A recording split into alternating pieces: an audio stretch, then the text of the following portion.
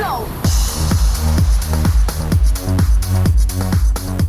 Welcome to episode 41 of the Gluttons For Punishment Podcast, or GFP, a Toronto Maple Leafs and NHL podcast hosted by Michael Lepore and Anthony Bruno. He's Lepore, I'm Bruno. Thank you so much for listening and watching us on YouTube as well. If you're a new listener and you enjoy the show, it would be a big time help if you give us a 5-star rating and review on Apple. And if you're watching us on YouTube and you like the content, we would appreciate it so much if you smash that like button, subscribe to the channel, and ring the notification bell so you know exactly when the GFP podcast is posting some new content. All right, everybody. As of Sunday, November 14th, 2021, the Toronto Maple Leafs are on a heater. They have won 8 of their last 9 games. They're one of the hottest teams in the National Hockey League. They just won 3 games this past week, and things are looking pretty good in Leafland. So we are going to go over the week that was and give you our thoughts and opinions on everything that went down with this team. But before we do that, it is time to welcome in my partner in crime, Mr. Michael Lepore. How you doing, man? Always good, Anthony Bruno, and even better because the Leafs are winning games, still getting over the stress and anxiety that was the Sabres game last night. But heck, the Leafs won, so we're all feeling good. As you mentioned, episode 41, shout out goes to Nikolai Kulemin, who played 6 seasons with the Leafs, formed a pretty good friggin' line with Clark MacArthur and Mikhail Grabovski as part of that Leafs team from the colossal collapse versus the Boston Bruins. But why bring up bad news on a Sunday?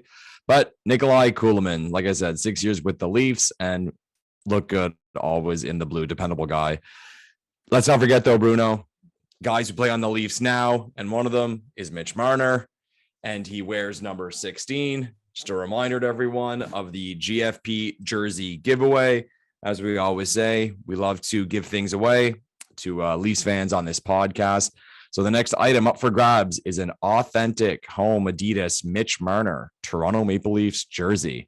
To enter the contest, if you want to get your hands on that jersey, like this video, subscribe to the channel, and comment down below with your Instagram handle, where you're from, and answer the question: if you were the coach of the Toronto Maple Leafs and had the choice of Mitch Marner's line mates, who would they be and why? I love it, Lepore. If you've been listening to this show over the last few weeks, the last few months, you know that we've already given away an authentic Austin Matthews jersey. And as I've said multiple times, we want to continue these jersey giveaways. We love putting a smile on the face of a GFP supporter.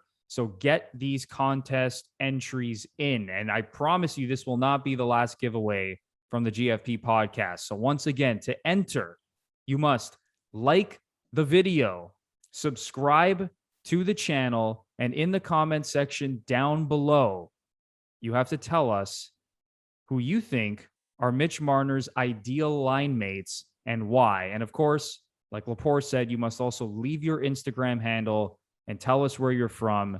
It's going to be awesome. We're giving away an authentic Mitch Marner jersey. So get those entries in, and we can't wait to give this thing away.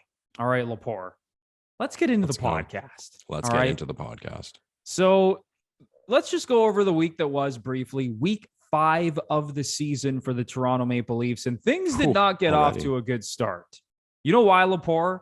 Because on Monday, November 8th, my birthday, the Leafs decided to lose 5-1. Oh, it was your birthday on that day. I forgot about it. Leafs end a winning streak on your birthday. Happy disaster.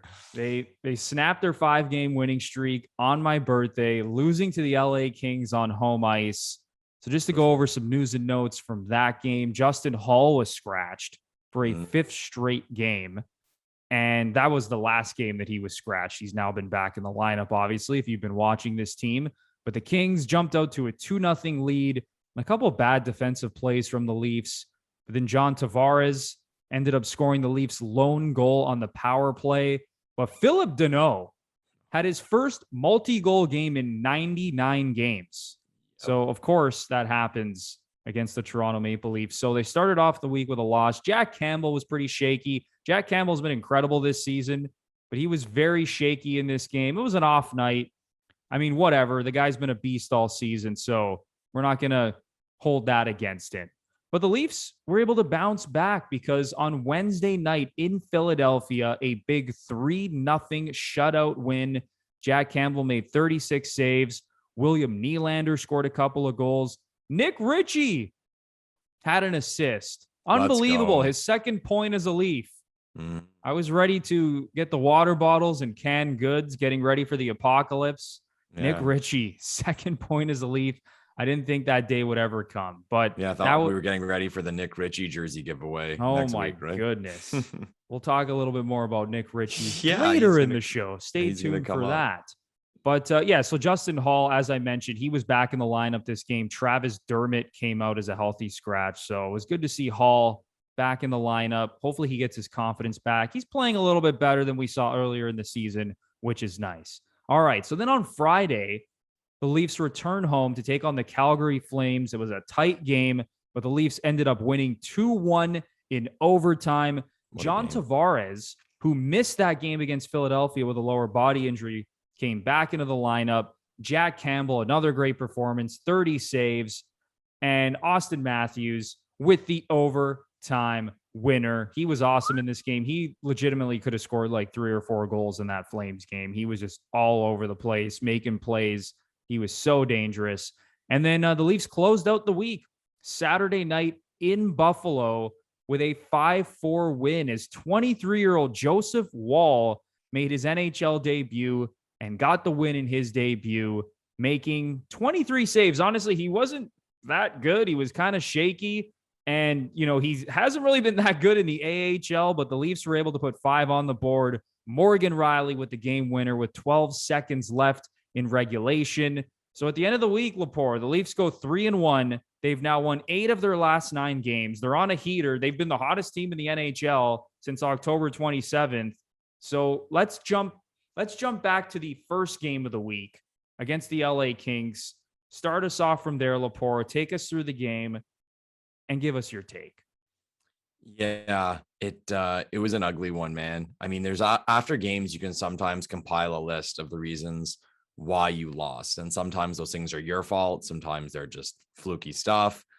But this game, man, like everything just went wrong for the Leafs. It was just one of those games where if it add up everything that happened against the Blue and they were going to lose.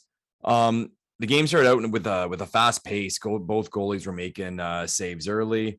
But about midway through the first period, Trevor Moore with a great move, and he just blew right by Liljegren, was able to score because, of course, as we like to say on this show, someone posted on Twitter after the Trevor Moore goal, they posted their betting slip from whatever website it was, and Moore was 25-1 to score.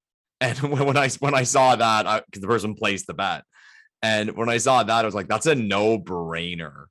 A former Leaf playing against the 25 times your money, no-brainer. Was it a first goal bet, Lepore, or was it an anytime Trevor Moore? I'm pretty sure it was an anytime Trevor Moore goal. I'm pretty sure it was the anytime. Yeah. That's a nice bet. 25. Not bad, eh? So a little later in the period, it was actually like a similar goal. This one came right towards the end of the period. Athanasiou, we all know he's got wheels. The guy's one of, not the fastest guys in the NHL. He just blew right by Muzzin. And when you saw him going, you just knew Muzzin was in trouble because Athanasiou was just so fast and cut in from the right side. Like I said, similar to the Moore goal. And the Leafs are down 2-0 going into the second period. The Leafs were able to get a power play early in the second. Tavares got robbed off a Marner pass.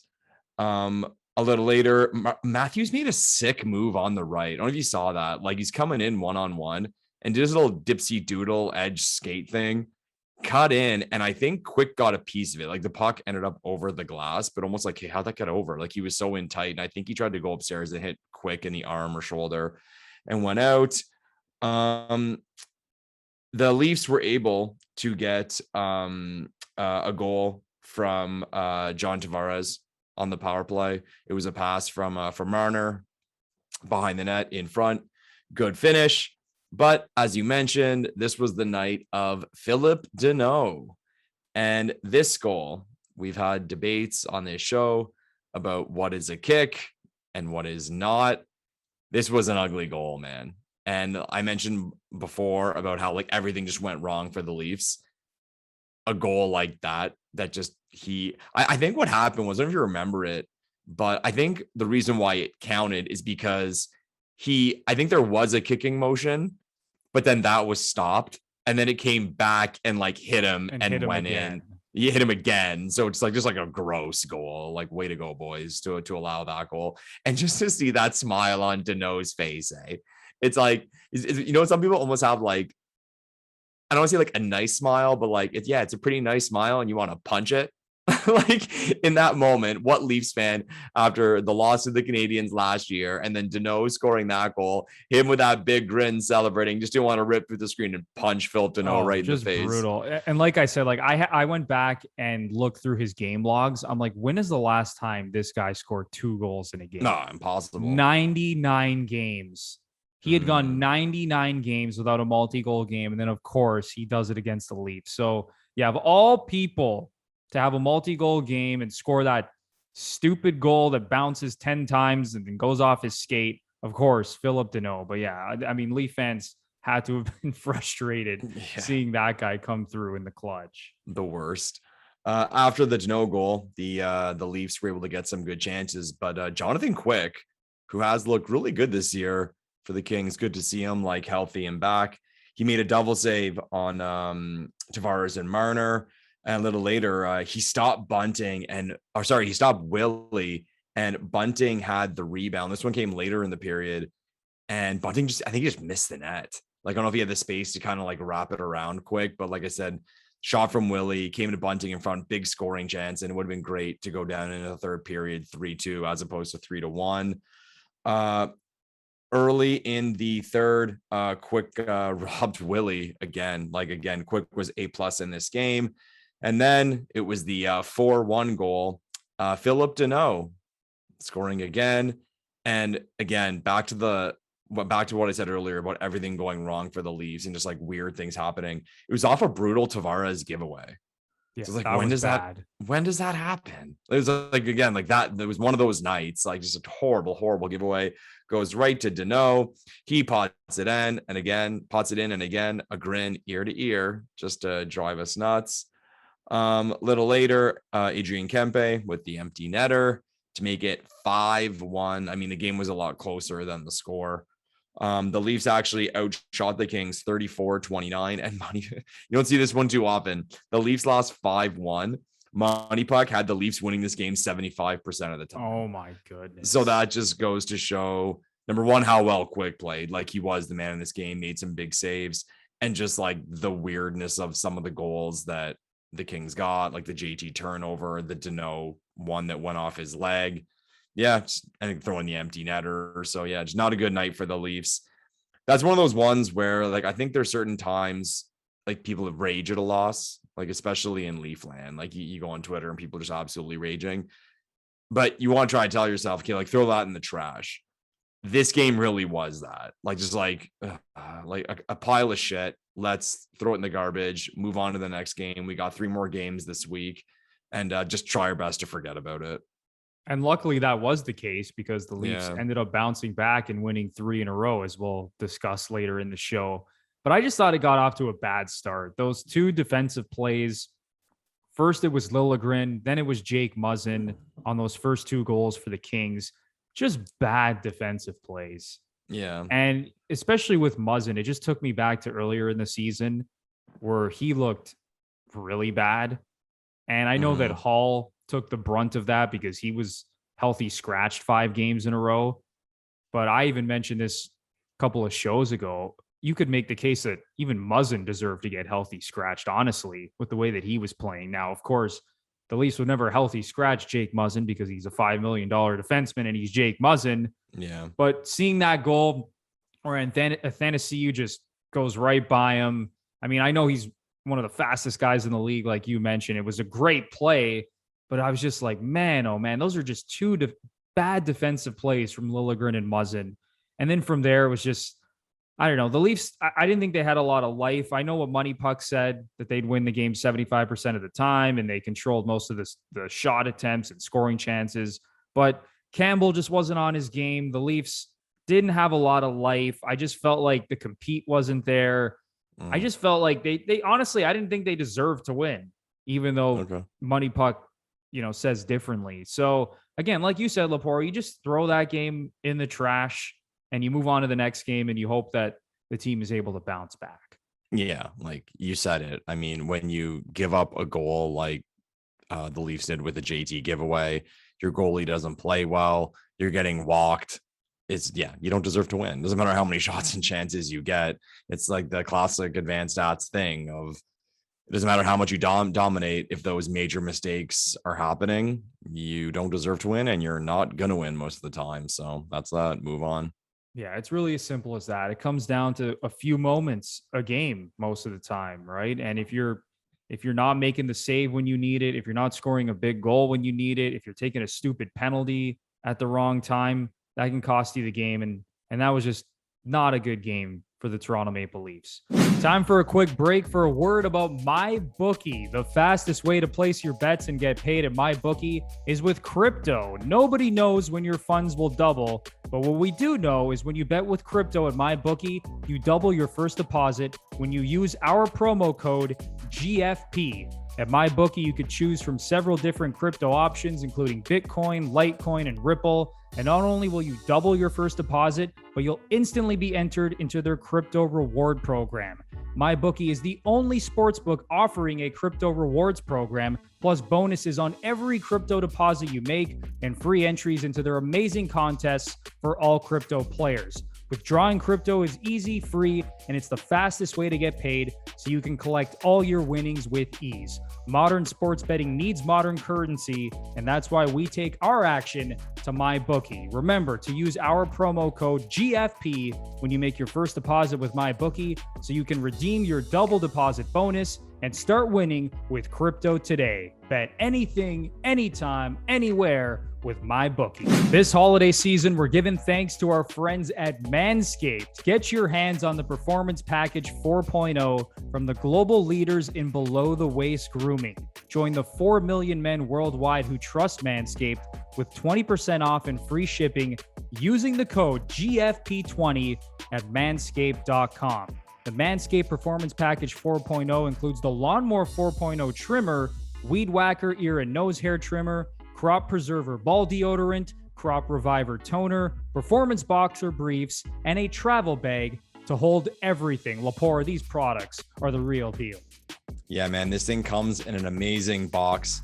And Christmas is coming, everyone. So to get a package like that would be an unbelievable gift for your loved one or anyone for that matter. Get it for your dad if you want. But unbelievable products like Bruno said. And the way it comes, the way it's delivered is A+. Anyone who opens that gift would be super excited. Like you said, Lepore, it is the perfect gift for the holiday season right now. Give it to the man in your family who needs it most. And you know what? Manscaped has also been busy launching its refined body wash and 2-in-1 shampoo and conditioner. Both feature the Manscaped signature scent and will help unlock your confidence this year. So you know what, guys? Manscaped takes it very seriously on making your body look good with grooming. And now they're kicking it up a notch. You're going to smell good too. So it is a two-headed monster now. You're going to look good and you are going to smell good. And trust me, smell is a powerful thing, everyone. Very powerful thing. And let me tell you that these Manscaped products, the 2-in-1, as well as the body wash, smell amazing. You said it, Lepore. So get your 20% off and free shipping with the code GFP20 at manscaped.com. That's 20% off and free shipping with the code GFP20 at manscaped.com. But Lepore, let's move on to the second game of the week. Good news. The Leafs were able to bounce back in a big way, and I thought it was one of their most impressive wins of the season so far. Yeah. In Philadelphia, a 3-0 victory. The Leafs have been solid defensively this season, and I know I just ripped on them for how they looked against the Kings, but they've been good defensively. even just going over some of the numbers right now, the Leafs sit 10th in goals against per game. Okay. They are 12th in shots against per game. They have the 5th ranked penalty kill right now. I've noticed that. Yeah. So defensively, the Leafs have been pretty solid. For the most part, it's been the offense still that has not got into the level that we've seen in the past. And I know recently the core four have been scoring, and depth guys like Andre Kasha and even Michael Bunting have been producing, but we still haven't seen the Leafs offense fire on all cylinders. But this game against Philadelphia, I thought it was a great road game. It was tight, but the Leafs were able to score when they needed it. And William Nylander, I mean, this guy's been unbelievable this year. 2 goals. 1 came on the power play on that assist from Nick Ritchie. And Jack Campbell, man, 36 saves for the shutout. So I thought this was one of their most impressive wins of the season. Yeah, it was a great road win. And I mean, people always say that when the road team wins a low scoring game, like, oh, they just went in there, did what they had to do, got the 2 points. But no, like you said, Bruno, the Leafs look good in this one. It wasn't the most eventful of a game, I thought, anyway. I mean, both goalies played well, but I mean, it wasn't a 5-star game, that's for sure. There were 2 early saves from Campbell, and we talk about all the time on this show how like little moments in games change things. He makes those saves as opposed to, say, letting one in, and now the Leafs are chasing a game on the road, but no, they're moving on at 0-0. Hart made a big save on Willie on the power play a little later. Hart's been good, kind of similar to Quick. Like, I mean, Hart took a lot of shit last year, man. Like, yeah, people were bad last season. Yeah, horribly bad. And people kind of thought like, oh, that's it, 1-year wonder or a bust. But it's funny because even before last year, people were thinking like this guy is going to be the goalie for Canada in the Olympics, or at least in the conversation. So it's good to see him playing well. And I mean, at this point, I'd like to think he's at least getting some consideration for the Olympic team. But moving on to the a little later in the period, it was about midway through, and Liljegren, he made an absolutely brutal turnover at the blue line. And this is where I think he's got a lot of work to do. It just, he overthought the play. The puck came to him, and it was stolen by Patrick Brown, who went in on kind of like a half breakaway. Campbell makes the save. It wasn't too heroic of a save based on like the angle Brown was at. But again, little moments. So now the Leafs go into the second period at 0-0, as opposed to, again, chasing a game on the road. Early in the second, Hart saw David Kampf, and Kampf was just left alone in front. Almost kind of weird. You don't want to kind of catch you off guard of like, how did that guy get so wide open? But Kampf was, but he wasn't able to beat Hart. And then a little later, it was the Willie goal that this was so, and like, again, Leafs Twitter, so Toronto Maple Leafs, because the Leafs have had a lot of bad luck with these calls this year. And it's just floated in from the left wing by Muzzin, hits Willie in the foot, ends up in the net, and the referees immediately wave it off.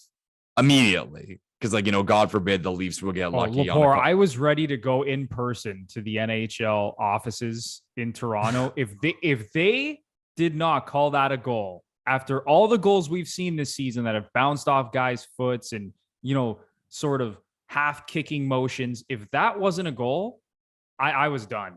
I was going to show up in Toronto at the NHL offices there, and I was ready. Who knows what I would have done, Lepore? Yeah, I would have been real pissed off. Like I said, they waved it off right away. They announced it as no goal. But once you saw the replay, and even the commentators were like, this is going to count. Like, I think it was one of those cases where, because of the way it was shot in, it almost would have been like too impressive, if you know what I mean by that. Like, if he did that on purpose, like subtly, it's like, no, it just floated in and hit him in the foot and ended up in the back of the net. So Leafs go up 1-0 on an ugly one. And then going into the third, Willie was all over the place in this game, man. But Hart robbed him with a quick glove. It was a great pass, actually, from Austin Matthews. The Leafs were able to get out to a 2-0 lead on the power play. The power play has been decent, actually. And it was our hero, Nick Ritchie, who was stopped on a scoring chance, but was able to get the puck out to wee Willie Nylander, who sniped 2-0 Leafs. feeling kind of comfortable now. 2-0 leading on the road against Philadelphia. Richie actually had a decent third period. He had a few more chances later. Matthews had a chance as well on a power play, but they couldn't score. Simmons was stopped in close. You've been talking a lot how much you like Simmons. I mean, I've noticed the last few games, especially this week, man, he's laid a lot of hits, like big hits in the corners, trying to get turnovers in the offensive zone. He looks good, man. He looks like he's just moving better. I remember last year, I was disappointed, and I talked about this so many times, where I felt like he just wasn't asserting himself physically. And that was the main reason they brought him in last season. But this year, not only has he been a physical force, down low, digging out pucks, laying hits, he actually has had some pretty good scoring chances. And I know it's not really showing up on the score sheet when you look at Wayne Simmons. What does he have right now? He's got a goal and 2 assists or something. Yeah, 1 goal, 2 assists in 15 games, but he's looked dangerous alongside Jason Spezza. I mean, they're only playing, 10, 12 minutes a night, but I've been impressed with some of the scoring chances he's had this season. So yeah, shout out to Wayne Train, who I think is having a pretty solid season. Yeah. Kasha was able to put the nail in the coffin, making it 3-0 off a pass from Kerfoot, my wife's favorite player. Just a reminder. She always reminds me, that's for sure. He's been good, actually, man. Like Kerfoot, a lot of good plays. I mean, because of his contract, not that it's a brutal contract. I think it's just because the Leafs could, like a lot of teams, could use a little more cap space. So they just see that Kerfoot deal as one that's replaceable. So I find sometimes he gets shit on and he doesn't really deserve it. Yeah, but 10 points, man. 10 points in 16 games now for Kerfoot. Yeah, he set up the winner last night too, right? On the Riley goal. Like, good for him, man. So like I said, 3-0 Leafs at that point. Willie got a breakaway chance for the hat trick, but got a little too excited. And I guess William Nylander, as cool as he is, even gets nervous sometimes. And the puck flip-flopped on his stick. He wasn't able to get that good of a shot off. So too bad we didn't get to see Willie with a hat trick. The shots in this one finished actually with the Flyers ahead, 36-33. Money Puck had the Leafs winning that game 64% of the time. Yeah, that checks out, because I thought they played really well. And defensively, I thought they were great in this game. And sure, you could say maybe there were a couple moments where Campbell had to come up big, but I thought the Leafs did a really good job limiting the Flyers just in terms of scoring chances, and especially high danger scoring chances.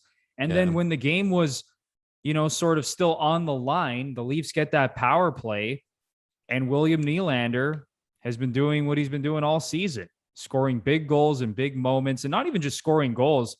He's making plays every single game. He's been so good. It doesn't matter who he's playing with, whether it was playing with John Tavares at the beginning of the season.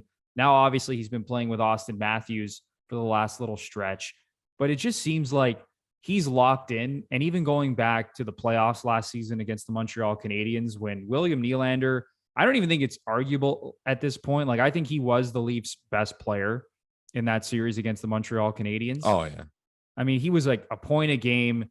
I think he had 4 goals in that series. But yeah, I mean, at the end of the day, I think it was just a really solid road game for the Leafs. And I think it's a game that Sheldon Keefe has been dying for this team to play. Like, what you saw against Philly is, I think, what the Leafs want to do every single game, really, for that matter. And especially road games, right? When you're playing in a hostile environment like Philadelphia, you want to quiet the crowd. You want to create as little, offense and energy and scoring chances from the opposition as possible. And I thought the Leafs did a really good job of that. And once again, like I mentioned, Jack Campbell, 36 saves, his second shutout of the season. He's been ridiculous this year. So Lepore, yeah, I think this is right up there for me in terms of most impressive wins of the season. I don't know if it's number 1, but for me, I think it's definitely in the top 2 or 3. Yeah, they look good. They look solid. Like the word I always use, they look tight. They look dialed in. No, like that Kings game, like you had the major mistakes, and they were punished for it. Except for that Lily turnover at the blue line. I think that was about it. I mean, really, like, pretty good in their own zone, getting it out, moving forward. And yeah, it was nice to get another win, to get back in the win column after that debacle against Los Angeles. Exactly, because I did not want the roller coaster to continue like we saw earlier in the season where, it's a one win and then it's a couple losses in a row and they can't find their rhythm. So it was so good to see them bounce back and win in that fashion. All right, Lepore, shall we move on to the next game? Let's go. This was a heck of a game. Let's do it. So the Leafs returned home on Friday night to take on Daryl Sutter, our buddy Daryl Sutter and the Calgary Flames. Yeah. The Calgary Flames have been really solid this season. You look at the underlying numbers, you look at just like, the regular stats, whatever you want to look at. They've been really, really solid. Like, just to go over some numbers from the Calgary Flames, we all view Daryl Sutter as like a tight defensive coach. You go back to his LA Kings days and even his first stint with the Calgary Flames. And that's what the Flames are doing this season. Once again, right now, they're second in the league in goals against per game, allowing under 2.3 goals per game. But what's been more surprising with Calgary this season is that their offense has also been pretty solid. They're 10th in the league right now in goals per game. Even looking at some of the underlying numbers for the Calgary Flames, they're up there in possession and scoring chance share. Like, they've been really solid this year. But the Leafs, despite going down in the third period with 10 minutes to go, they were able to find a way to win that hockey game. So 2-1 in overtime. Jack Campbell, again, I thought was excellent in this game. And Austin Matthews, a game high 8 shots on goal. This guy was getting chances left, right, and center. Finally, one went in for him in overtime. So that was great to see. And William Nylander, another couple of points in this game. So Lepore, take us through this game, because once again, I thought the Leafs did a great job battling through adversity at the end and finding a way to get the victory. Yeah, no, as I mentioned earlier, like, this was a heck of a game for the neutral. And this is the game I would show to the people who just simply think more goals equals a better watch. It's like, no, man, this was a low scoring game, but both goalies played well. Both teams were getting chances. So it was awesome. Great game. So midway through the first period, Campbell stopped a 2-on-1. It was a big save on Dylan Dubé early on. Seems like I'm saying that a lot. Campbell bailing us out early, but he did, keeping the score at 0. A little later, Kasha got a half breakaway, but couldn't create that great of a chance, and he was stopped. And as the period went on, like, both goalies were just trading saves, like nothing crazy spectacular, but both looked solid. And you got the feeling that we're going to have one of those games. It was going to be like a low scoring goalie duel. Second period, Matthews with the one-timer on the power play. It came across to him, and it's one of those things as a Leaf fan where you're just like, goal. And no, he wasn't able to score that one. Willie had sort of like a half breakaway a little later too. He couldn't score. And then Nylander, near the end of the second period, got the puck on the right wing, and it was a 2-on-1. And it was one of those moments where you're like, what the heck do I know? Because he's on the right side, and you're like, hey, delay and pass it, or stretch out the defenseman and pass it. But no, Willie just does a drag, and you get nervous when he's doing that drag. And then it's just like, whoop, and creates the chance, and he's got a clean look, but he put it right in the goalie's chest. Just horrible. Shout out to, was it Daniel Vlader? Is that how you say it? Vlader? Dan Vladar. Vladar, yeah. He played well, man. Played well. Got his shot to play against the Leafs, and he played well again, because of course. So 0-0 going into the third period. Like I said, the signs early were there that this was going to be a low scoring affair. Early on, Kasha was stopped cutting in. Camp on the rebound was also stopped. Then the Flames go ahead off a Shillington goal. This was a weird one because the Flames come back in transition, and people who listen to this show know that I often point out that it seems like every goal the Leafs give up just is a goal that comes back the other way and is in transition. But it didn't look like too great of a chance. But if you watch it, Sandin and Marner kind of got their wires crossed on like who did, like, you take this guy, I take that guy. So like Marner kind of went towards the puck, but Sandin was kind of already there, and then that let the guy wide open in the middle to Shillington. Nice move to the backhand, beats Campbell, and he celebrated, man. He enjoyed that goal, so good for him. But Leafs go down 1-0. 7 minutes left in the game. It was Kerfoot again. Kerfoot with the puck on the right wing, gets it across to Willie. Willie blasts it. We thought it was a Willie goal. But a little later, it showed that Kasha actually got a stick on it. So Kasha was given credit. So 1-1 late in the third, and shorthanded, about 5 minutes left. It was Marner who came on the right wing. The Leafs broke out shorthanded, and they had a long 2-on-1. And Marner feeds it over to Muzzin, and he hit. And at first, like, how did he miss that? Like, kind of confusing when you watch it at full speed. And then they showed the replay, and it had an angle kind of like where you saw what Muzzin would have seen. And he had that entire side of the right net. Like, I have no idea how we didn't score. And he hit the post, and it went out. And then you're getting kind of nervous, thinking it's not going to be the Leafs. Here we go. And I got to say, like, the Leafs, this game, it's like the way it was going. You're just like, the Leafs are going to lose, because like they were getting so many chances and it wasn't going in for them. This call-up goalie was playing really well. They kind of made a mistake on the goal to put them behind. So you're just like, oh, this is going to be just one of those losses where you shake your head. But no, lucky enough, they were able to get the tie and had to push it into overtime, even though Muzzin missed that glorious opportunity. In overtime, Austin Matthews with a clean breakaway. And he does that move. He often does that move where he kind of does a little head fake, stick fake, and then tries to open up the goalie and go 5-hole. But the goalie shut the door, was able to keep the overtime going. And then they showed Matthews going to the bench after that chance, and you could read his lips saying, "My stick broke," or "My stick is broken." So, and he said after and in the post game that he felt his stick cracking. So, of course, everyone knows if your stick breaks, you're not allowed to play the puck. So he just did the best he could to try to make a move without breaking his stick in the process. Little after that, it was Matthews again. You mentioned Bruno. He was all over this game. He fed Marner in the slot, and what a save.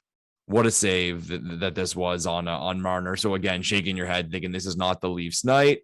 But Austin Matthews, after all those chances, and on the last one he gets of the game, he's able to score on the rush. And for an overtime goal, I mean, it wasn't that typical of like an overtime goal. Like, Leafs kind of came in 2-on-2. He just kind of cut and shot and beat the goalie.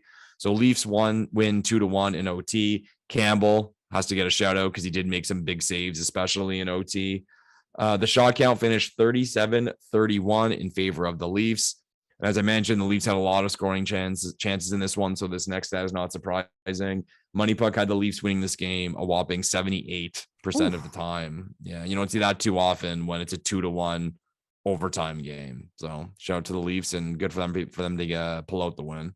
And especially the way Calgary's been playing this season. Like I said, they've been one of the top defensive teams in the league, one of the best just all-around teams in the league. But looking at Calgary right now, they have now lost. That's their 5th loss in the last 6 games. And they've now lost 4 overtime games this season. So that's got to be frustrating for the Calgary Flames. But I like how the Leafs went down 1-0 and they didn't give up. They found a way to win. And that's something I think this team doesn't get enough credit for. And I'm even going back to last season. And listen, I know they blew the 3-1 series lead to the Montreal Canadiens, but over the last couple of seasons, I think the Leafs have had moments where they have battled through adversity in games that maybe you thought they were going to lose. They found a way to win. And I think this was just another one of those moments. Now, obviously, we'd like to see this happen in the playoffs. Like, forget the regular season, do it when it matters. But it was really nice to see. So first you had them bouncing back with a massive 3-0 shutout win against Philly. Then they take on this Flames team that has been one of the best all-around teams in the league. They go down 1-0 in the third, and they find a way to pull it out in overtime. So once again, I just thought it was a real gutsy win for the Toronto Maple Leafs, not to, use too many cliches like gutsy and things like that. But, it was really good to see as a Leaf fan, because like you said, Lepore, it just felt like, here we go again. Dan Vladar standing on his head, Austin Matthews, glorious scoring chance after glorious scoring chance. Can't find a way to score. Here we go. They're going to lose once again. But it was so nice to see them come through with that victory. And yeah, I mean, what I would like to see though, Lepore, is I know the core four has been producing, specifically over this 8-1 stretch over the last 9 games, but I still want to see this offense take it to the next level. I still think it's there because I go through the offensive stats right now. 25th, Lepore, in goals per game. What? The Leafs are 25th in goals per game. They're scoring 2.69 goals per game. That is very un-Leaf-like, very un-core four-like. In the Austin Matthews era, this team is consistently one of the top 5 scoring teams in the league. So I still want to see them take it to the next level offensively. The power play, though, shout out to the power play because right now, tied for 6th in the NHL at 25%. Okay. So you like to see those numbers. But yeah, I still want to see this team take it to the next level offensively. But once again, a very, very nice, hard-fought 2-1 victory over Calgary. Yeah, like I sometimes, and we do it on this show often, I sometimes think that Leafs fans go a little overboard with like the woe is me thing. Like we make jokes about former players scoring against us or former players going on to win the cup somewhere else, or a prospect we traded away becomes decent. But it happens to every team. You know what I mean? Like players are in and out. It's revolving. There's games where you really outplay teams and you lose, but we all say, oh, it's the Leafs. It's like, yeah, it seems to be the Leafs a lot, but sometimes I think almost we're too hard on them when it comes to that kind of stuff, like the organization and the players themselves. So it just, I think the whole thing is that it just kind of sucks to be a sports fan at the end of the day, rather than just it sucks to be a fan of the Toronto Maple Leafs. Yeah, you said it, man. Anything else you want to get off your chest about this game, or should we move on to the final game of the week? Yeah, let's do that. Hockey Night in Canada, Saturday night in Buffalo. Let's do it. All right, man. In Buffalo, usually a very exciting place to play for the Toronto Maple Leafs because it's usually completely full of Leaf fans. But this game on Saturday night, were there even 10,000 fans in attendance? I think I saw the post. Funny you mentioned that because I was looking over the stats of the game, like post the attendance. I think it was like 8,000. Oh, brutal. That's sad because we say often on the show, like Buffalo is that team that everyone, like not too many people dislike the Buffalo Sabres.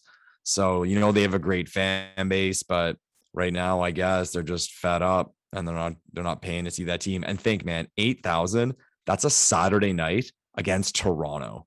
Stunning. It's stunning. Crazy. And maybe it also has to do with Leaf fans not traveling because, having to pay for COVID tests and whatever. So I'm sure that had something to do with it as well. But yeah. But flip it around, Bruno. So it was 8,000. I'm sure there were lots of Leafs fans still there.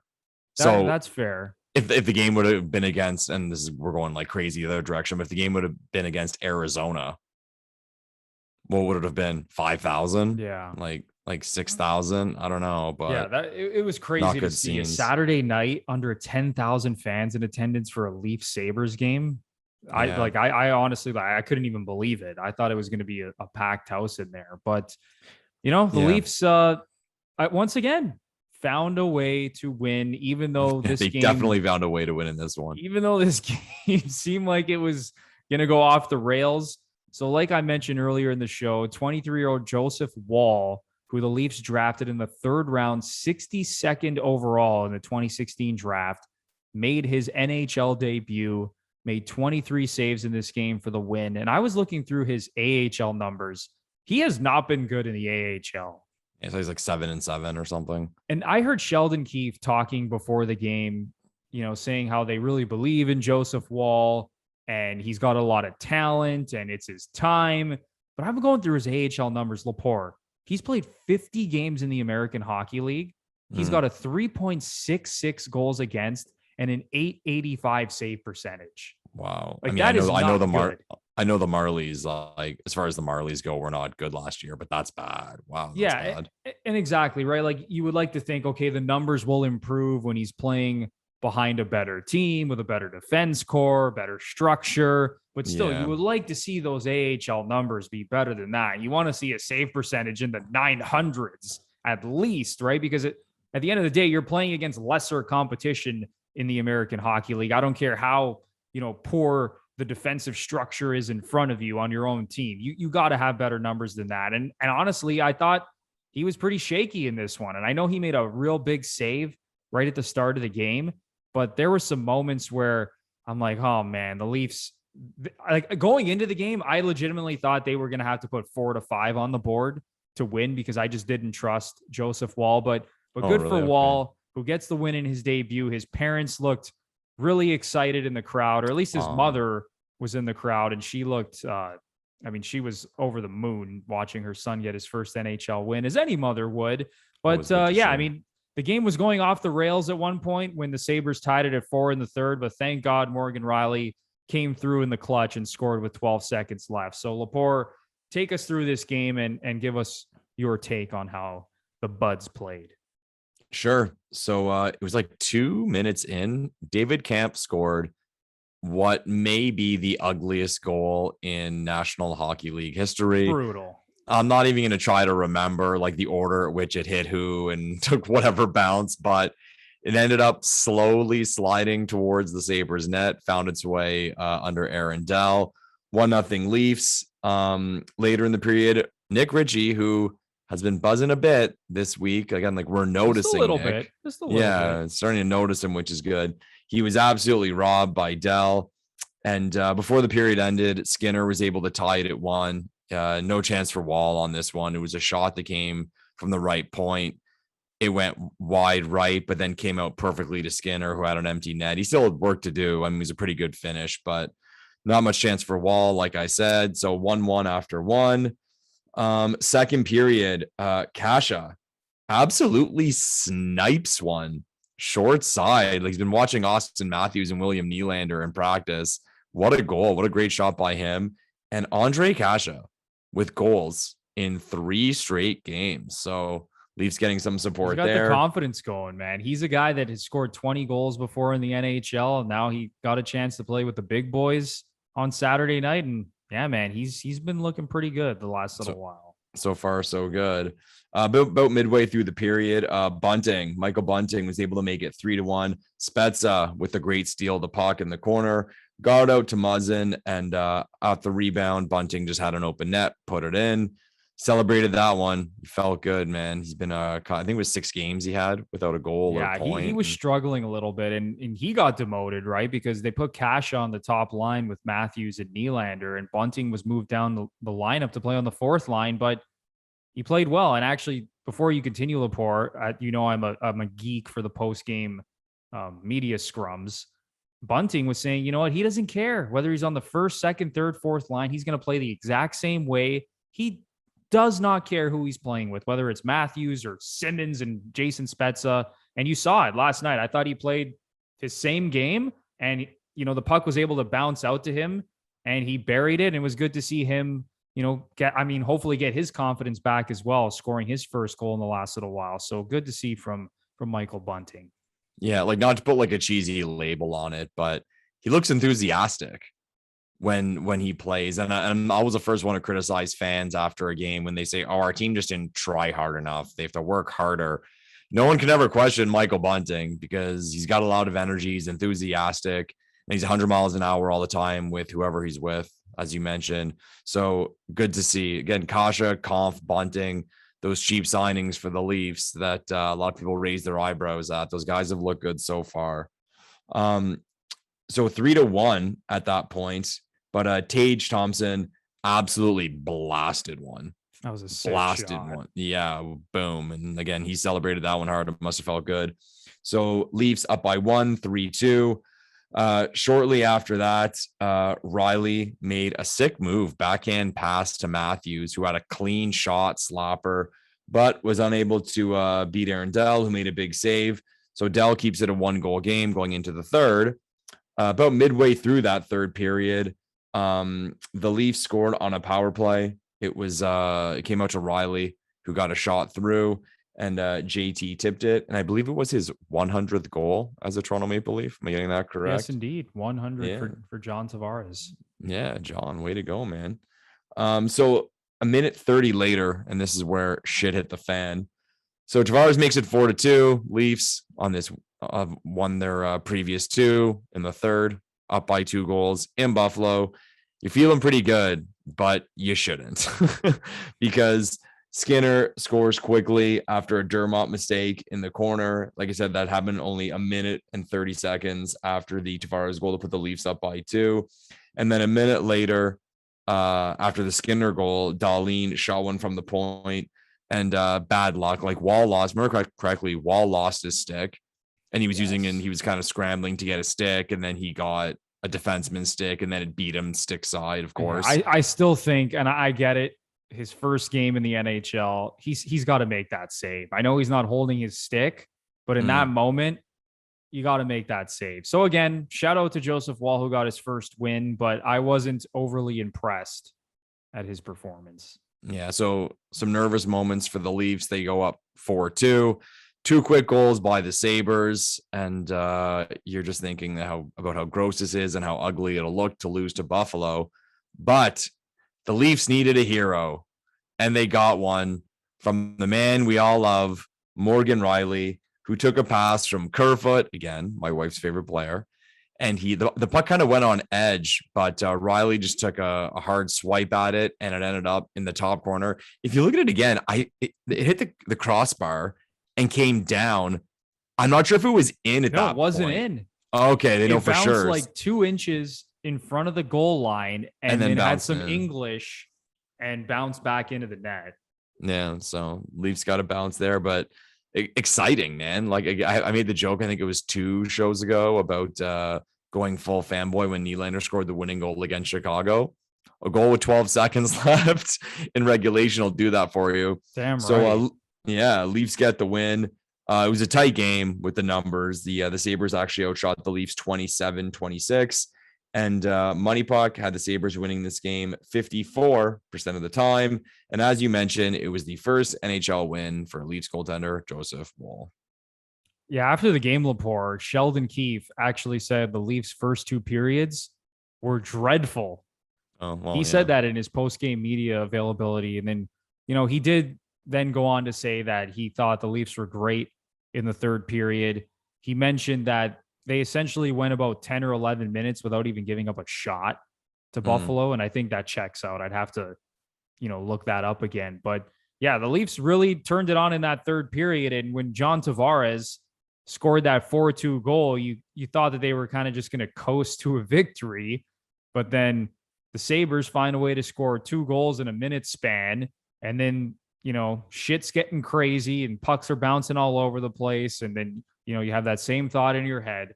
Here we go again, 4-2 lead. Now it's 4-4. You got a rookie goalie making his NHL debut. This is not looking good. Someone's got to come through. And it was so good to see Morgan Rielly score his first goal of the season. I think a goal from defense. Yeah, we haven't seen a lot of that. So yeah, the Leafs defense core offensively has not been, as good as past seasons, but it was so good to see Morgan Rielly get on the board with a goal, because I think he's been playing well this season. Oh, friggin' right, he has. And his assist numbers have been good. Just looking at Rielly's points, he's got 10 points in 16 games, 1 goal, 9 assists. He's been playing well, but it's good to see him score a goal, and especially in a moment like that, 12 seconds left in the game.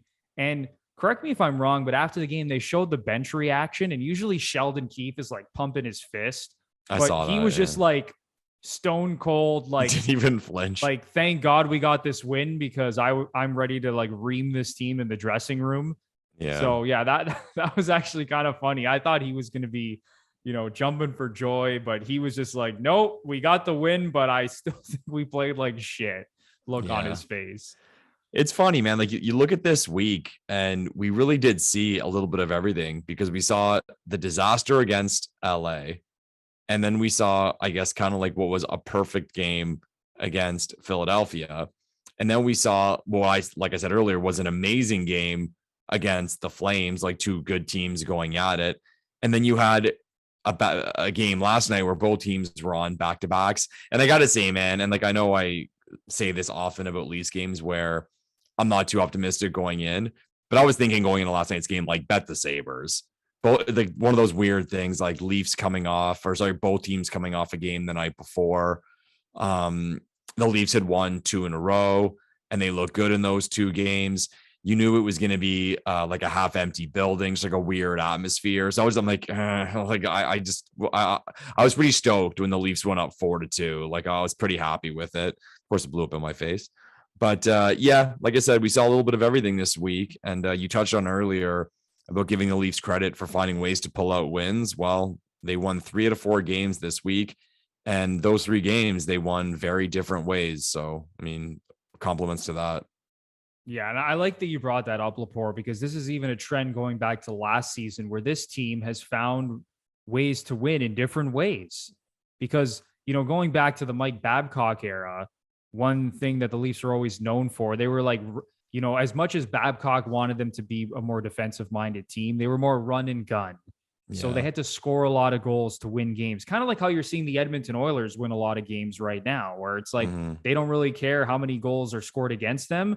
As long as they're putting 4 to 5 in, then they're going to be just fine. But you're seeing the Leafs, there's games where they have to score 5 goals, like when Joseph Wall is making his NHL debut. And then there's games against the Calgary Flames where it's going to be tight checking and they find a way to win in overtime. And then, that game against the Philadelphia Flyers where they win 3-0. So those are all positive things to see from the Toronto Maple Leafs. Just to go over some numbers.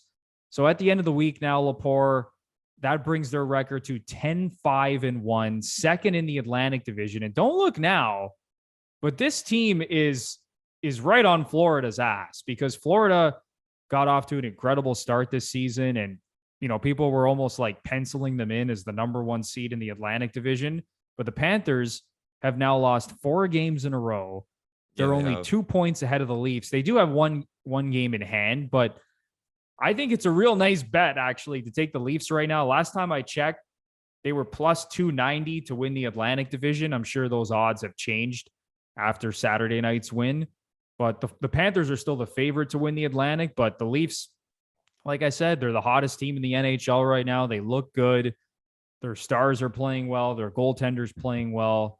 So things are trending in the right direction for the Leafs. Lepore, let's move into a different conversation now. Okay. Still Leafs related. Let's start things off with this. So I'm scared. Don't be scared, Lepore. You're going to be just fine. Yeah. There's been a lot of, I shouldn't say a lot. There's been certain guys that have been disappointing this season on the Toronto Maple Leafs. Okay. Lepore, who has been the most disappointing Leaf through the first 16 games? Now, it's funny I'm bringing this up because, like I said, they're the hottest team in the league. Things are trending in the right direction, but there's still things that, there's still players and certain things we want to see this team get better at. So, Lepore, who has been the most disappointing Leaf through the first 16 games, in your opinion? Yeah, like you said, we're kind of spoiled right now with picking who's been the most disappointing Leaf with the start they've had. I often tell people, like, people look at the standings all the time, like early in the season, like the standings are irrelevant. Like, not enough games have been played. Teams have played different amounts of games. Teams have played different teams. But what I always try to focus on is the Leafs point pace, because you see those numbers, like historically, usually the number to get in the playoffs is like in the mid 90s, like random years it's lower. And then home ice advantage, say like upwards, say 100 points. And right now the Leafs, I think their pace is like 107 points. Now that's not me predicting that they're going to finish with 107 points, but it's what they are right now. So you can't really complain unless you're Anthony Bruno and you want to bring up a question. Who has been the most disappointing Leaf so far? Has to be done, Lepore. Yeah, I think for me, it's an easy one, man. I'm going to go Peter Mrazek. Okay. And I mean, I think I know where you're going to go, but at least Mrazek's not even playing. And we not only did we sign this guy for a decent amount of dough, we gave him term. So here you have Mrazek, who played half a game, gets hurt. He's earning his $3.8 million. And as the media loves to do, they love to create heat around the Toronto Maple Leafs to get their fans on edge. That boardroom, I'd love to be a fly in the wall in that boardroom with those discussions of what they're going to do next year.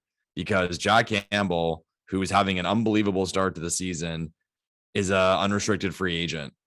And Mrazek has 2 years left after this one at $3.8 million. So it's going to be kind of tough to keep both of them. And for that matter, I don't think the Leafs, if they commit to Campbell, would want to keep both of them.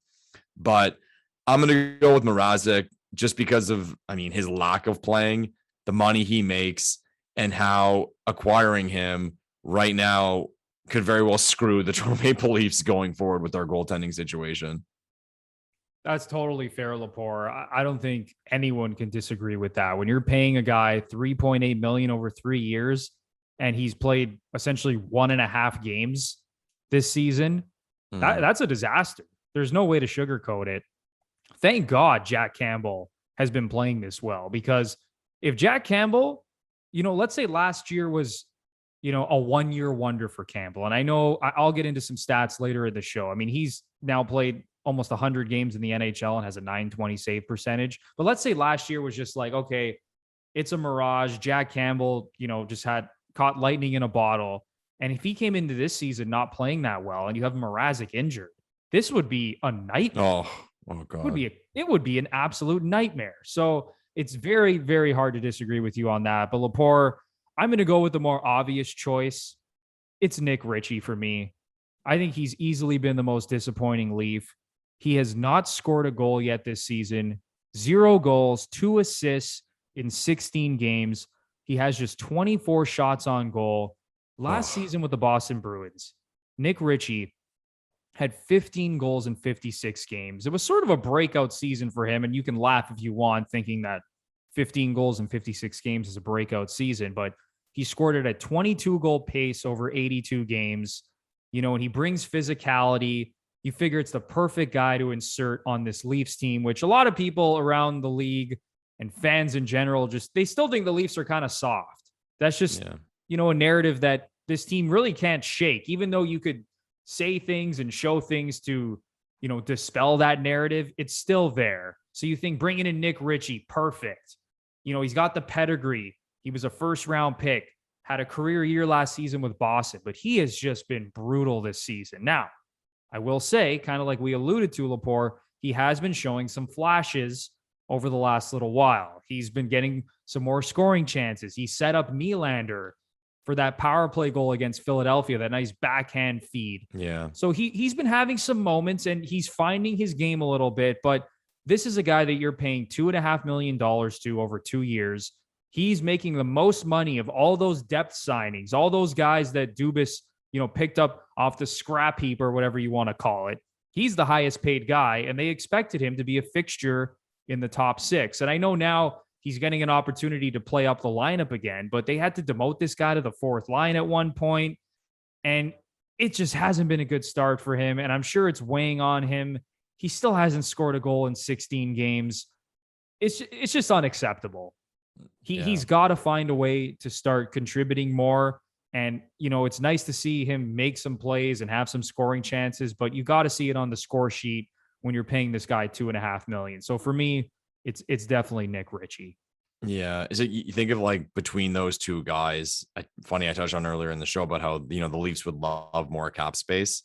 That's what you've 3.8 and 2.5. So quick math, $6.3 million essentially on nothing. But you could replace with $1 million backup goalie and $1 million depth guy. So not cool. Like imagine the Leafs had an extra three and change million of cap space right now. We'd be floating. So again, with both those guys, really, like if this keeps going, it'll be interesting to see how the Leafs approach this at the deadline. Because if they can dump those, I know it's early on, especially with the Mrazek one, like he's got a term after this. He's got 2 more years after this. But if they can find a way to blast those deals into the sun, and even if they got to give up a late pick or something or some sort of asset to get rid of them, to strengthen their team in the way of like it'll free up cap space or something comes back the other way within that deal. I don't know, because Leafs had a great start to the season. And it's one of those things where you want to get to that next level and you need a lot to go right. And you need as much depth as possible. So those conversations are had, like Ritchie and Mrazek, like those have both come up because at the end of the day, right now, they're 100% wasted money. And the Leafs, like a lot of teams in the NHL who are competing for the Stanley Cup, you can't have that. You can't have dead money. I always say, like, bad contracts kill you, because at the end of the day, I mean, there's bad contracts all over the league, or guys being overpaid, underpaid. But okay, if the cap's 82 million, if you have 10 million in bad spent money, well, now your cap's 72 million. And it goes flat across the board for all teams, and every team's on the same playing field. So when you have a team like the Leafs, as good as they have looked, have that much wasted money at the moment, it sucks and it hurts. And as always in Leafland, I think it could get pretty dramatic, because Dubas knows even himself, we talked about on this show, like, how many more kicks of the can is he going to get? So I'm sure he's trying to galaxy brain some stuff with regard to those two guys and what he can do. But as for Mrazek, like, the Mrazek one's loaded too, because I mean, to let him go or like figure something, like, I mean, they have to sign Campbell. Like, one kind of goes with the other. If they don't re-sign Jack Campbell to it, I'm not saying they got to sign the guy to a 7-year or an 8-year deal, but if they don't give this guy at least a 4 to 5 year deal based on the way he's been playing, I'll be extremely disappointed. And you're going to have to give him more than you're giving Peter Mrazek. Yeah. I mean, he's been one of the best goalies in the National Hockey League over the last 2 seasons, Jack Campbell. So you have to come in, at least the floor is $4 million at this point, since you're paying Campbell paying Mrazek 3.8. So it's not a good situation right now. Like you said, Lepore, when you have over $6 million of your cap doing nothing at all, nothing. Yeah. I'll ask you this, Bruno, and we can go on forever about this one. Who, like, Dubas hits the phones, who's harder to move right now, Mrazek or Richie? Or let's say it's trade deadline and Mrazek comes back and he's like fine, like, it's even average goaltending. Like, who's harder to move? I think Mrazek is harder to move. And this is an old cliche in sports. They say the greatest ability is availability. And Peter Mrazek, not just this season, even going back to last season, he only played 12 games last season for the Carolina Hurricanes, dealing with an injury. And you could even go back to, some of his earlier seasons. This guy has dealt with injuries throughout his career. And I'm not saying he's like, a sheet of glass and he's, Rick DiPietro and, he's never going to play again or anything like that. But I mean, come on, this guy has got to find a way to stay healthy. And maybe they rushed him back a little bit with the groin injury. I don't think the Leafs rushed him back, but who knows? Maybe Peter Mrazek felt the pressure to come back. He didn't want to put everything on Jack Campbell, who's essentially kind of had to put this team on his back for stretches of this season. So I think it's the Mrazek deal that's going to be harder to move. Even if Nick Ritchie, like, even at the deadline, if he only has, like, let's say 7 or 8 goals, I still think it's going to be harder to move a goalie making $3.8 million and still has 2 years after this left on his contract. Yeah, no, I agree with all that. I definitely do. Yeah. So Kyle Dubas, he's got his work cut out for him for sure. Lepore, he's got to fix his mistakes.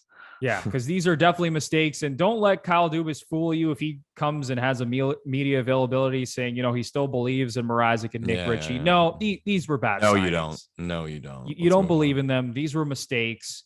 I'd actually like to see him own it at some point. And who knows, maybe these guys are going to completely turn it around and prove us wrong. But right now it's looking like 2 big mistakes from Kyle Dubas.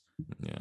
All right, Lepore, let's move on to our next topic. So we just talked about who the most disappointing Leafs were through the first 16 games this season. But let's switch it around. Who's been the most surprising Leaf so far this season, Michael Lepore? Would you like to go first, or would you like me to start things off? No, you do the honors this time, Bruno. I did the negative one first, so you do this one. All right, Lepore, I'll start things off. So the most surprising Leaf, if you've been listening to this show since we've started, I've been very, very hard on Wayne Simmons. I just think last year he was bad, but this year he has surprised the hell out of me. I think Wayne Simmons has looked really nice this year, and I think he's having a nice bounce back season, playing on the 4th line with Jason Spezza. Last year, there were times where they were trying to force him into the top 6. And I didn't think it was the ideal fit for Wayne Simmons, but playing down in the lineup, less minutes, I think that's been great. So he's been really surprising. but he has not been the most surprising Leaf, in my opinion.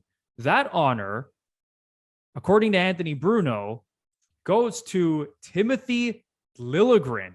Ooh. Timothy Liljegren, because I'll even go back to the summer when the Leafs protected Justin Hall in the expansion draft, which I thought was a disaster. I thought that they should have protected the 7 forwards, 3 defensemen, and 1 goalie, because I believed in not only Rasmus Sandin, but Timothy Liljegren. Now, I never thought Liljegren, and I still don't think he's ever going to be as good as Rasmus Sandin. I just think Sandin has more talent, more skill in general. They're different players, right? But what I've seen from Timothy Liljegren so far this season, I've been really impressed. He's playing now over 15 minutes a game so far this season, playing on that third pair with Rasmus Sandin. They have good chemistry going back to their time in the American Hockey League. But even looking at some of the advanced numbers, like you look at expected goals for percentage, number 1 on the Leafs is Rasmus Sandin. Number 2 is Timothy Liljegren. You look at high danger scoring chance percentage, Liljegren right up there as well. Second on the team behind Rasmus Sandin in terms of the amount of high danger scoring chances he's on the ice for.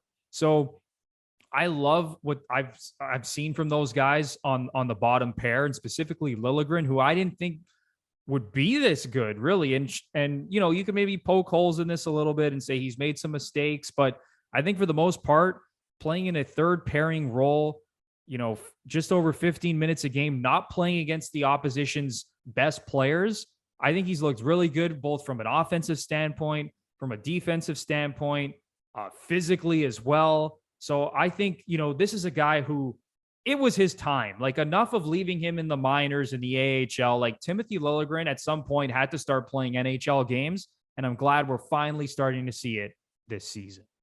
Yeah, to your point about the underlying numbers, I saw recently they did a posting of all the defensive pairs in the NHL and their expected goals percentage. And the number 1 pair in the league was Sandin and Liljegren. Now, as you mentioned, they're not playing against the other team's best players. So you know, you can have whatever your opinion you have on that pair regard to the stat. But at the end of the day, well, it's good. So, I mean, it's better that it's good than it's average or bad. So shout out to those two. I myself haven't been like as bullish on Liljegren as others have been. Like, I see what he brings, and like, to me, he's fine. But still, man, like I still find him a little too raw sometimes, and some mistakes are made. Like I mentioned that one against Philadelphia when he turned it over at the offensive blue line, the puck came back the other way. I find sometimes he's not the most confident when the puck's on his stick coming out of his own end. And that's not to say he hasn't been good, like for what we expect. And I got to be honest, like with Sandin coming in, us keeping those 4 defensemen, Dermott being around, like there was a debate as to whether we were done here with Timothy Liljegren. And he's shut a lot of people up, and he's been the lineup, and he's been a presence. So good for him. I'm going to go a little off the board with my answer. I'm going to go with, for the most surprising player of the Toronto Maple Leafs so far this season, I'm going to go with Ondrej Kase. Okay. And similar to what I said about Mrazek in the way of like, this is just bad with regard to value, Kase has been good, man. 1.25 million for a guy who's got 4 goals. He's got goals in 3 straight, as I mentioned earlier. He's good defensively. You touched on the numbers, the underlying numbers of Liljegren. Kase's underlying numbers are very good. For a guy to get this opportunity, and like similar to Bunting, and I say this about Kampf too, these guys look happy to be here. They look happy to be part of this team, and they're contributing how they can contribute. And I guess at the end of the day, they know their roles. And to see them to see them producing, like I said, Kase, like 4 goals already. I think he's only got 1 helper, but I mean, we'll take the 4 goals, especially with other concerns of lack of depth scoring. But I'll go with him just because it's like completely out of left field. And if someone told me that at this point in the season, Kase will be playing the way he was playing and at the 4 goal mark for the salary he makes, I'd be like, I'm down with that. So Ondrej Kase is my answer. I like that, Lepore. And you know, actually why I think he's also been arguably the most surprising Leaf is because, knock on wood, he's been healthy Yeah. He hasn't gotten injured. This is a guy that has dealt with injuries his entire career. And now I can already see Anthony Bruno jinxing Andre Kasha. He's going to suffer some, crazy injury in the next game. But this is a guy that has stayed healthy. He's looked good. And you know what? I think come playoff time, because yes, Lepore, I still expect this team to make the playoffs. And I don't really think they're going to have an issue making the playoffs for that matter. I think we're going to see Andre Kasha as a fixture in the top 6. Oh, hot take. I really do, because this past game, you just saw Kasha move up onto the top line with Matthews and Nylander. And even Sheldon Keefe mentioned, he's like, we wanted to give Kasha a look on the top line. And I think, the further we go into this season, he is displaying the most skill and the most explosiveness of all these depth guys. And no one has really run away with the job at all. Like Alex Kerfoot has had to slide into, a winger role. And sure, he's played center at times as well. But Kerfoot has been that guy that's, become a fixture in the top 6, playing with, Tavares and Marner on the wing. But there still hasn't been that perfect fit with Matthews and Nylander. And I think Kasha might end up being that guy the further we get into the season and come playoff time. So I've been impressed for sure with the play of Andre Kasha. Would be awesome. All right, Lepore, let's move on to our final segment of today's show. So we just talked about who we think the most disappointing Leafs are, the most surprising. But now, Lepore, after the first 16 games, who do you think has been the Leafs MVP, their most valuable player through the first 16 games of the season? Good one. You take it away first. Okay. Thanks, Bruno. Very polite of you to let me start this one. Okay. For the Toronto Maple Leafs, most valuable player, 16 games into the season, I'm going to go with your uncle's favorite player, Willie Nylander. And the reason why I'm going to do that is because first things first, he's played in all 16 games, which I love to see. Tavares missed a game. Matthews missed 3. So, I mean, for the big 4 scores, it's good to see him and him suit up every night. 7 goals, 8 assists, 15 points in 16 games. His ice time's in around the 20-minute mark per game. So really playing every game, point a game player. He's on the ice for 20 minutes. What more could you want? And to that point too, like beyond he scored big goals. Like I always refer back to that goal against Chicago. And that's one of those things, man. If we're here 20, 30 games now and the Leafs are still in a comfortable spot, like total like season changing moment. Like we talked about that game and how badly the Leafs had to win that game. They just had to. And he scored the big goal, and he had his 2-goal night the other night. And then the other one that we thought he scored, but actually went off Kasha's stick. But he's everywhere. He's a threat. He's smooth. He's calm. He's the right demeanor for a guy who is playing for the Toronto Maple Leafs. Maybe that's because he learned a lot from his dad, who played a lot in the NHL. But it's tough to not love William Nylander right now. And like, I'll say it. Like let's talk about this.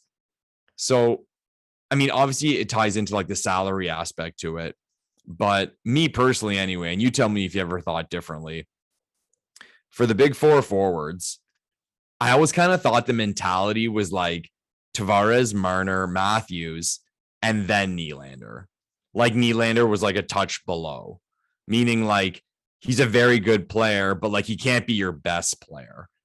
And I'll bring it up, like, have we moved past that? That like it's a hard big 4 now, not like a big 3 and then like a 1B just behind them, because he's been amazing, man. He's been amazing. And that contract, I mean, it was a nightmare with the signing, and a lot of people flipped out at it. But I'd like to see in terms of value deals now. I mean, that's definitely the best contract. Like of the 4, I mean, Matthews, when he's scoring 60 goals, maybe is a better value, but no, man, William Nylander, like I said, nothing to dislike about his game right now.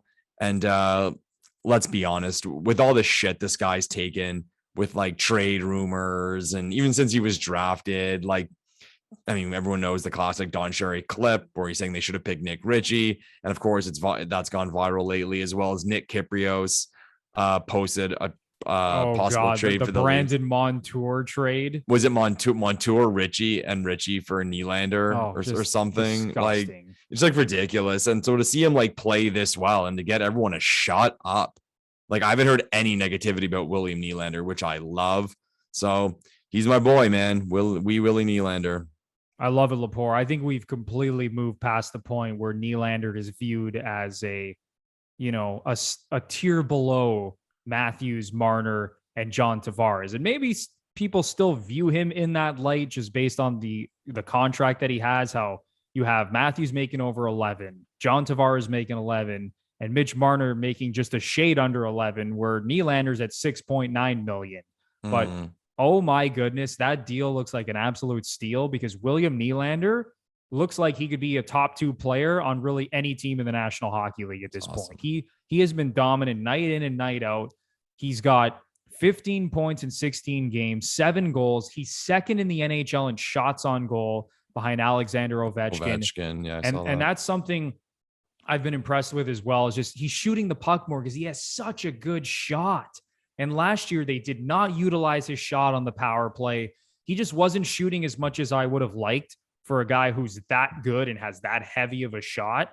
It's just so good to see him. And I hope that this is like his big breakout season, because I know we've seen him score 30 goals a couple of years ago, and he's obviously been good the last few years, but I want to see like an 80 plus point season out of William Nylander. I think he has it in him. I think 80 points, Bruno. I think so, man. I think he can easily be a point per game player in the National Hockey League. So you said it, Lepore. Shout out to William Nylander. He's right up there as the Leafs MVP. But for me, it's the goaltender, Jack Campbell, who has been absolutely ridiculous, not only this season, going back to last season. I think he's been the MVP of this team. You just look at the stats this year.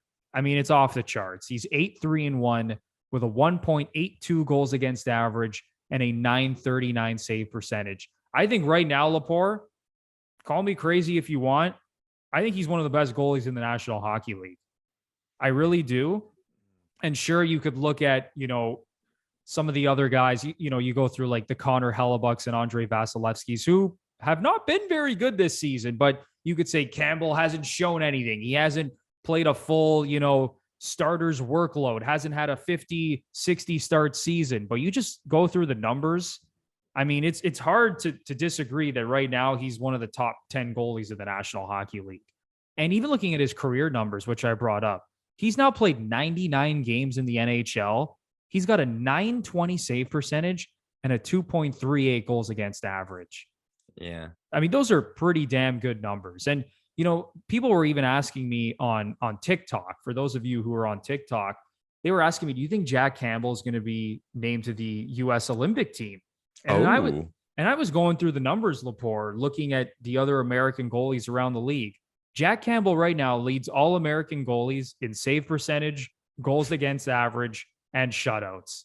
So at this point, even though you may have thought that he didn't have a chance to make the team, it's going to be very, very difficult for Team USA to leave Jack Campbell off the team as one of its 3 goaltenders. And why not have Jack Campbell stand on his head for Team USA, win a gold medal, just to make those contract discussions even harder because of the crazy demand for the gold medal winning USA goalie, right? And watch it be against Team Canada. It's going to be U.S. Team Canada gold medal game. Jack Campbell makes like 43 saves. The U.S. wins 1-0. Oh, I can on a see Matthews goal just to make it awkward. Oh, can you imagine? But the thing with Campbell is it's weird with goalies because we always talk about how we're like underlying numbers guys, and you see player stats, and we'd agree that like quite often stats don't say very much. Like a guy can be playing poorly and the puck's just going in for them, or he's putting in a lot of garbage, and a guy can be playing really well and nothing's going in. We saw that from a few of the Leafs earlier in the year.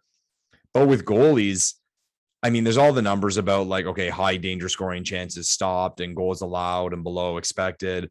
But you mentioned his numbers so far this season and his career.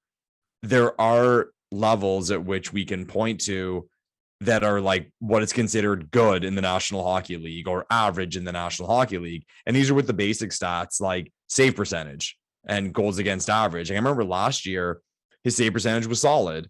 And people were still questioning him, saying, oh, yeah, but he's not that good. And it's like, well, what do you like you said, his save percentage is what this year? 9.20? No, that's his career. This year, career. Yeah, 9.39. And sorry, my career, bad. 9.20. Yeah, what am I talking about? Yeah, this year he's been way better than that. So you go 9.39 this year and 9.20 in 99 games played. So to that, I'd say, okay, well, you don't think he's very good. So what should his save percentage be?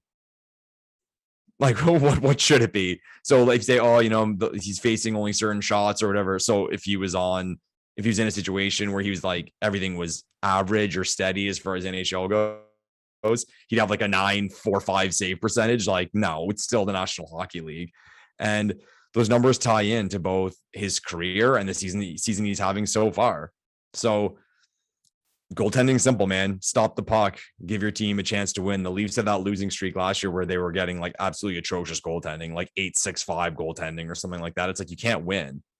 You can't win. If you're getting 30 shots allowed every game between 25 and 30 and 4 going in on average, you can't win. But if your goalie is allowing a little more than 1 every 20 shots, you got a good chance. So shout out to Campbell. Everyone's rooting for him. And yeah, I don't even want to get to like if we lose them. You know what? We'll save that one because that's a whole other thing. Let's just enjoy Jack Campbell right now for what he's done for the Toronto Maple Leafs so far. So help me God, the Leafs lose Jack Campbell in free agency, Michael Lepore. No. I will be leading the charge from Leafs Nation. We will be marching into Kyle Dubas's office, and we're gonna have some things to discuss with Kyle Dubas. If they find a way to screw this up and not re-sign Jack Campbell after what we've seen from him, after the entire team just seems to be rallying around him. They all love the guy. Yeah. He just seems like a great guy. It's hard not to root for Jack Campbell at this point. But yeah, I mean, he's been incredible. You go look through all the numbers, even if you want to look at some of the advanced numbers real quick. Like I'm looking at Money Puck's goals saved above expected per 60 minutes. Among goalies who have played at least 8 games, he's 5th in the league right now, behind Bobrovsky, Carter Hart, Freddie Anderson, of course, and Jonathan Quick, who you mentioned is having a little resurgence here after he had 2 or 3 pretty rough seasons in a row. So Jack Campbell has been incredible, and he's had to be really good this season because, like I mentioned earlier in the show, the Leafs are 25th in the league in goals per game this season. That's very un-Leaf-like, in the Austin Matthews and Mitch Marner era. So Jack Campbell has had to be really good, and I'm so happy to see him playing this well because he deserves it. He's been a backup throughout his career, coming into the league as a first-round pick. So it's good to see him finally getting his chance to shine, and he's taking full advantage, and he has been awesome. But Lepore, is there anything else you want to get off your chest? Some final episode 41 thoughts before we wrap things up? No, it was a weird week for the Leafs as far as like the game schedule went. I mean, usually the Leafs are a Tuesday, Thursday, Saturday team. They played Monday, Wednesday, Friday, Saturday. And actually, like this week, again, they have another 4 games. They have Tuesday, Thursday, Saturday, Sunday. So yes. 8 games in 2 weeks. I mean, hard part of the schedule for the Leafs. A couple of home games to start. I think they have Nashville next. So hopefully they can keep it going. I mean, they're playing well. So why not play as many games as you can when you're playing really well and you're winning? So we'll have 4 games to talk about next week. And hopefully we're still in a good mood. Yeah, next week is jam-packed. Once again, 4-game slate, like you mentioned, Lepore. They got the Predators, Rangers, and Penguins all at home. And then they close out the week on Sunday at the New York Islanders, which is always fun. Always fun. With John Tavares. Always fun for Islanders JT. Crowd. But the big thing I want to see from the Leafs this week, and even as we continue on throughout the season here, I want to see the offense take it to the next level. This team can't be 25th in the league in goals per game. As good as they've been defensively, I need to see them take the offense to the next level, and hopefully we'll see that this week coming up with another 4-game slate. Mm-hmm. All right, everybody. That is going to do it for episode 41 of the Gluttons For Punishment Podcast, or GFP, a Toronto Maple Leafs and NHL podcast hosted by Michael Lepore and Anthony Bruno. Once again, if you're a new listener and you enjoyed the show, It would be a big time help if you give us a 5-star rating and review on Apple. And if you're watching us on YouTube and you enjoyed today's podcast, we would appreciate it so much if you smash the like button, subscribe to the channel, and ring the notification bell so you know exactly when the GFP podcast is posting some new content. All right, everybody. For Michael Lepore, I'm Anthony Bruno, and we will see you in the next one. Thanks, everyone.